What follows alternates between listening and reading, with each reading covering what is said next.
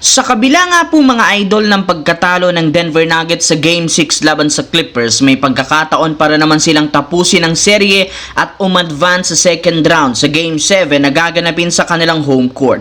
Ibig sabihin magagamit nila ang enerhiya at ingay ng mga fans upang makuha agad ang momentum. Pero hindi rin naman 100% sure na maipapanalo ng Nuggets ang next game dahil mismong si Nikola Jokic nang nagsabi sobra silang nahihirapang kalabanin ang Los Angeles Clippers. In fact, bagamat nag-a-average pa rin si Jokic ng triple-double, hindi rin naman siya dito nagdodomina. Kumpara sa nakalipas na game, hirap nga itong makagalaw at makascore sa ilalim ng basket. At isa sa mga rason, dahil sa depensa ni Ivica Zubac kung saan masyado nga nitong pinipisikal, kaya hirap nga siyang gawin ang kanyang mga galaw. Kaya mukhang kailangan nga pong umasa ni Jokic sa pag-step up ng kanyang mga kakampi dahil kung siya lamang ang bubuhat sa team, hindi nga ito magiging sapat para manalo. Samantala, ilang araw lamang mula ng malaglag ang Lakers sa first round, nagsalita na agad sa media conference ang kanilang mismong general manager na si Rob Pelinka kung saan inamin niya dito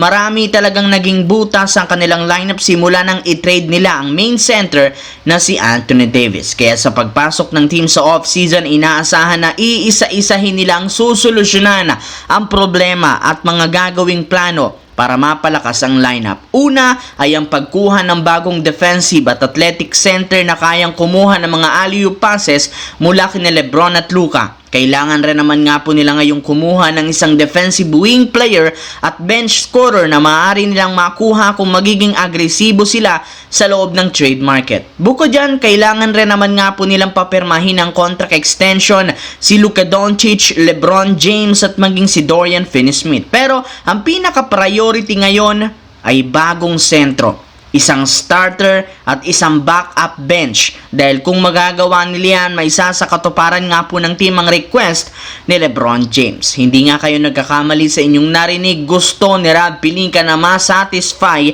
si LeBron sa bubuhin nilang bagong lineup sa off-season.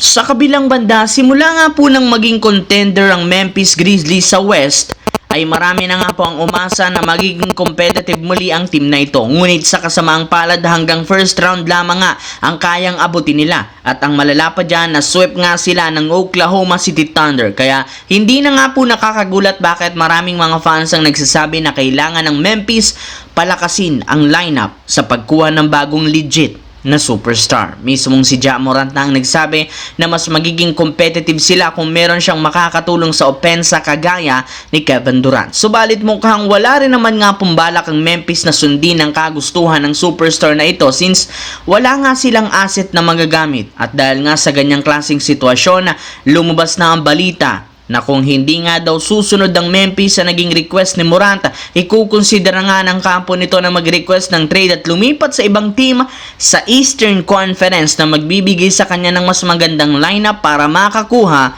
ng kampeonato.